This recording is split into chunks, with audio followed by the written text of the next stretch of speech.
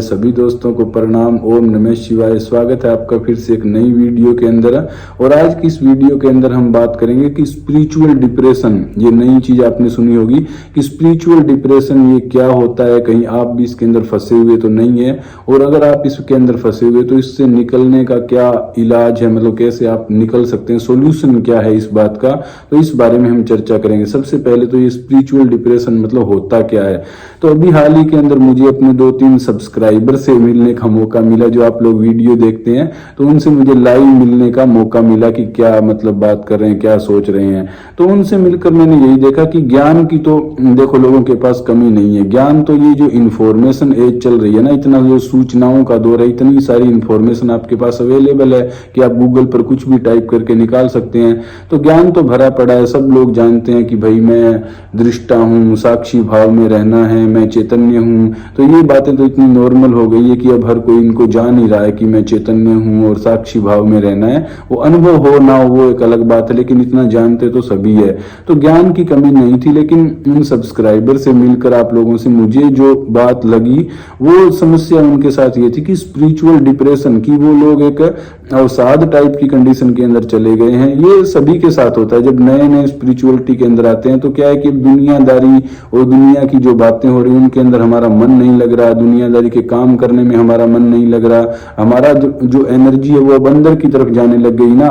तो अब अंदर क्या हो रहा है, क्या कार्रवाई हो रही है, उसका तो हमें कोई अंदाजा नहीं है, उसका तो कोई मापने का जरिया नहीं है कि आप अंदर कितनी एनर्जी लग गई, अंदर से आप कितने क्लीन हो गए हो, कितने सही हो गए हो, आपके सोच विचार है, तो उनको तो मापने का कोई अंदाजा नहीं है। लेकिन दुनियादारी में क्या है कि आप अब उनके साथ नहीं चलोगे, दुनिया की बातों में आप नहीं आओगे, तो कहीं ना कहीं आप दुनियादारी से थोड़ा पिछड़ सा जाते हो। तो ये है कि दुनियादारी में मतलब आप अलग हो जाते हो और एक अपने अंदर ही जो खो जाते हो, तो वो एक अवसाद टाइप की, डिप्रेशन टाइप की कंडीशन हो जाती है। अगर सीधे सीधे शब्दों के अंदर कहें तो ये मतलब वही हो गया ना कि धोबी का कुत्ता ना घर का और ना घाट का। अब घर के आप रहे नहीं क्योंकि भौतिक दुनिया के अंदर जो बातें थी और वो सब, उनसे तो आपका मन हट गया, तो वहां के भी आप नहीं रहे।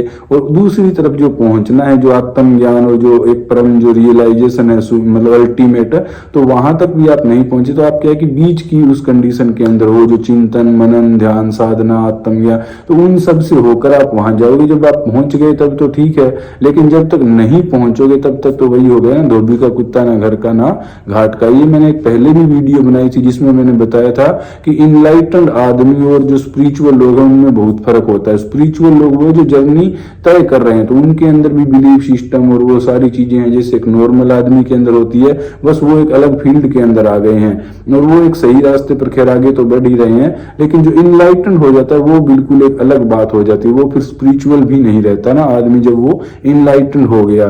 तो ये स्पिरिचुअल डिप्रेशन की बात होती है कि आप ना दुनियादारी के रहते हैं और ना आप अध्यात्म के रहते हैं, बीच के अंदर आप उलझ कर रह जाते हैं, तो उसको अब हम स्पिरिचुअल डिप्रेशन कह सकते हैं। तो स्पिरिचुअल डिप्रेशन की ये घटना मतलब आप लोगों के साथ ही होती है या मेरे साथ भी ऐसा हुआ था? तो मेरे साथ भी ऐसा हुआ था, इसका यही जवाब है, हाँ मेरे साथ भी हुआ था और मेरे साथ तो हो ही रहा है ना, अभी भी हो ही रहा है। हुआ क्या था, तो यही सब होता है ना कि मतलब हमें समझ नहीं आता ना कि अब हम ब्रह्म हो गए हैं ना, अब चैतन्य हो गए हैं, तो दुनियादारी में क्या करें, कैसे एक्शन लें, ये वो मतलब वो चीजें, तो वो सब चीजें वो अपना चलता रहता है और अपना मतलब जैसे कि कुछ काम करने का मन ही नहीं है और अपना सोच विचार अपनी ध्यान साधना उन सब के अंदर उलझे हुए हम हैं। तो ये सब घटनाएं मेरे साथ भी होती थी, अभी भी हो ही रही है।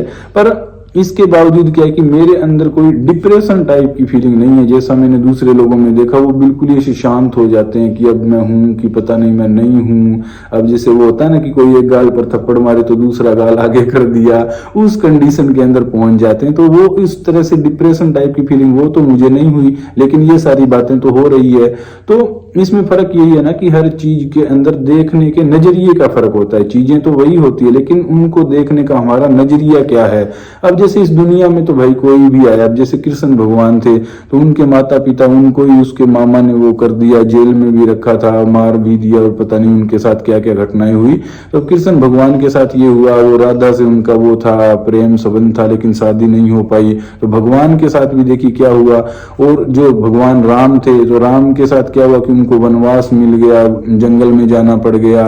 अपने पिता, पीछे से उनके पिता की मृत्यु हो गई राजा दशरथ की, तो अपने पिता को भी वो एक जो कहते हैं कंधा तक नहीं दे पाए, भगवान ने अवतार लिया और अपने पिता को वो कंधा तक नहीं दे पाए। तो फिर वैसे में आप लोग तो फिर अच्छी कंडीशन में ही है ना, क्योंकि उनके साथ तो बहुत खराब हुआ। फिर उनकी पत्नी को कोई उठा कर ले गया, बताओ ये भी कितनी खराब कंडीशन हो जाती ना कि आपकी पत्नी को कोई उठा कर ले जाए और फिर आप युद्ध करो। ये सब तो चीजें तो भाई हर किसी के साथ होती है, चाहे राम है, चाहे कृष्ण है, और चाहे कोई भी। जब ओशो को मान लो आप, तो ओशो को जेल में भी जाना पड़ा, उनको कहते हैं किसी ने वो इंजेक्शन भी दे दिया धीमी मृत्यु का, और कितनी कितनी उनके साथ घटनाएं हुई। एक जगह से दूसरी जगह उन्हें हर रोज अपना बोरिया बिस्तर उठाकर कभी यहाँ जा रहे हैं, कभी वहां जा रहे हैं, तो उनके साथ भी हुआ। और अनेक मतलब जितने भी आप एग्जाम्पल देख सकते हैं, तो घटनाएं तो सभी के साथ होती है। फर्क क्या होता है एक इनलाइटेंड आदमी और दूसरे में, तो वो एक देखने के नजरिए का फर्क होता है कि चीजें हो रही है, लेकिन एक आदमी है जो उनसे इन्वॉल्व होकर खुद को जोड़ रहा है उनसे और दुखी हो रहा है, और एक आदमी मतलब खुद को ही इस प्रकृति का एक हिस्सा मानकर देख रहा है मात्र कि क्या हो रहा है इसके साथ, तो वो उस आनंद के अंदर, तो वो देखने के नजरिए का फर्क हो जाता है। अब ये सारी घटनाएं जो स्पिरिचुअल डिप्रेशन की और हमने बात की, तो वो सब मेरे साथ भी है, लेकिन अब क्या है कि मेरा जो देखने का नजरिया है वो अलग है। तो नजरिया अलग है तो इसलिए सारा नजारा बदल जाता है। तो जो चीज अब मेरे साथ हो रही है उस चीज में मैं खुशी अनुभव कर रहा हूं, जबकि लोग उसमें थोड़ा दुखी अनुभव करते हैं कि ये क्या हो गया, और मैं खुशी अनुभव कर रहा हूं कि वो हो कि भाई मैं तो जान रहा हूं और मैं तो बड़ी बड़ी नई नई चीजों को जान रहा हूं और सत्य को जान रहा हूं। तो वो सत्य को जानने की तो अपनी खुशी है। और दूसरा क्या है कि मतलब डिप्रेशन के अंदर क्यों नहीं, मतलब मैं क्यों नहीं जाता हूं, तो ये देखिए इसको थोड़ा सा आप मतलब लॉजिकली और चीजों को ऐसे देखकर समझ सकते हैं कि इस दुनिया में ही आप देखिए ना, जैसा कि शंकराचार्य ने कहा, शंकराचार्य ने तो ये कहा ना कि इस जन्म के अंदर मतलब आपको, वो तो उन्होंने थोड़ा महिला पुरुष वाला कर दिया, खैर उस पर तो मैं नहीं जाऊंगा, लेकिन उन्होंने ऐसा कहा कि भाई आपको एक पुरुष का जन्म मिला, तो ये एक बड़ी सौभाग्य की बात है। कि देखिए जानवर है, उनके तो हाथ में कुछ है नहीं, किसी को कहीं बांध दिया, किसी को कुछ कर दिया। जो जंगल के अंदर जो जानवर हैं तो वो खुले हैं, उनको कोई बांध नहीं रहा है, लेकिन फिर भी उन्हें क्या है कि हर रोज अपना भोजन पानी उनकी व्यवस्था करनी पड़ती है। फिर प्रकृति की मार उनके ऊपर होती है ना, कभी बारिश आ गई, कभी ठंड है, कभी गर्मी है, तो जानवर तो बेचारे अपना जो ज्यादातर टाइम है वो सरवाइव करने में ही बिता देते हैं, और फिर भी उनकी कोई अच्छी कंडीशन नहीं होती। बीमार हो जाए तो उनको डॉक्टर नहीं मिलता है। तो आप देखिए कि एक मनुष्य का जीवन मिलना ही कितनी सौभाग्य की बात है। और उस पर से शंकराचार्य ने तो यहाँ कहा कि अब आप एक पुरुष हो तो वो तो और भी सौभाग्य की बात है, क्योंकि औरत को हमेशा ही एक सेफ्टी सिक्योरिटी का इशू रहता है ना, और आदमी थोड़ा सा ऐसे खुला होता है। तो उन्होंने कहा ये सौभाग्य की बात है। ऊपर से उन्होंने उस टाइम के हिसाब से लगाई इसको, मतलब वो एकता, वो क्या बोलते हैं, वो लड़का लड़की एक समान वाला, उसके ऊपर मत लगाना, उससे मेरा मतलब नहीं। लेकिन उन्होंने ऐसा कहा, उन्होंने तो ये कहा कि उससे आप एक ब्राह्मण, कि आप एक पुरुष हो, एक मनुष्य हो, फिर आपने एक ब्राह्मण परिवार में जन्म ले लिया, तो ये तो बहुत ही अच्छी बात है। ब्राह्मण का मतलब उस टाइम के हिसाब से आप समझिए कि ब्राह्मण का मतलब ये हो गया ना कि जो ज्ञान वाली बात है, कि और लोग कोई कुछ कर्म कर रहा है, कोई कुछ कर्म कर रहा है, तो आपको एक ऐसे परिवार में मौका मिल गया जहाँ ज्ञान की इतनी बात होती है। तो आज भी अगर आप एक ऐसे परिवार में हो जहां पर मतलब आपको अच्छी एजुकेशन, आपको अच्छी नॉलेज शिक्षा मिली है, तो आप ब्राह्मण ही समझो भाई खुद को। अच्छी एजुकेशन अगर आपको मिल गई है तो उसके बाद में उन्होंने कहा कि इतना सब अच्छी कंडीशन होने के बावजूद भी जो आदमी मोक्ष और मुक्ति के लिए प्रयत्न नहीं करता और अपना नहीं करता, तो वो तो मूर्ख ही है ना। तो अब आप देखिए कि मैं तो इसलिए डिप्रेशन नहीं लेता ना कि एक मैं मनुष्य का जन्म मिल गया, ये भी कितनी खुशी की बात है। और उसके ऊपर क्या है कि कोई मतलब आदमी, कुछ लोग तो बेचारे सर्वाइवल में ही लगे हुए हैं। सुबह मतलब उनको दिहाड़ी पर जाना पड़ता है, शाम को आते हैं तब उनके घर में जो है चूल्हा जलता है, ऐसे भी लोग हैं। अब मैं देखिए आराम से, मेरे को भगवान ने ऐसी कंडीशन में रखा है कि मैं आराम से खा रहा हूँ, पी रहा हूँ, और मेरे ऊपर ना कोई नौकरी और जॉब की कोई टेंशन नहीं है, और मैं अपना आराम से चिंतन मनन कर रहा हूँ, सत्य की खोज कर रहा हूँ, सत्य के अंदर ध्यान साधना कर रहा हूं। तो ये मौका मिलना ये एक सौभाग्य की बात है ना, कि किस परिवार में आप पैदा होगे, कौन आपका माता पिता भाई बहन, कहाँ क्या कंडीशन होगी, वो आपके हाथ में तो है नहीं, वो तो आपको मिला है। तो जो मिला है वो मतलब अच्छा ही मिला है ना, तभी तो वो ब्रह्म का चिंतन कर पा रहे हैं। वरना और कोई चीज होती है, अगर मैं ऐसी जगह होता जहां पर मुझे सुबह दिहाड़ी जाना पड़ता और शाम को ही मेरे घर में चूल्हा जलता, तो क्या फिर मैं ये ब्रह्म चिंतन और ये सब चीजें कर सकता था? नहीं कर सकता था। अगर कोई मेरे साथ अच्छी बात भी हो जाती, जैसे मैं क्या हुआ, जैसे मेरी पढ़ाई लिखाई पूरी हुई होते ही अगर मैं कोई जॉब लग जाता, अच्छी सी एक जॉब लग जाता तो फिर क्या होता, फिर मेरी शादी हो जाती और फिर मेरे बच्चे हो जाते और फिर मैं उन सब में उलझा रहता और अपनी जॉब के अंदर उलझा रहता।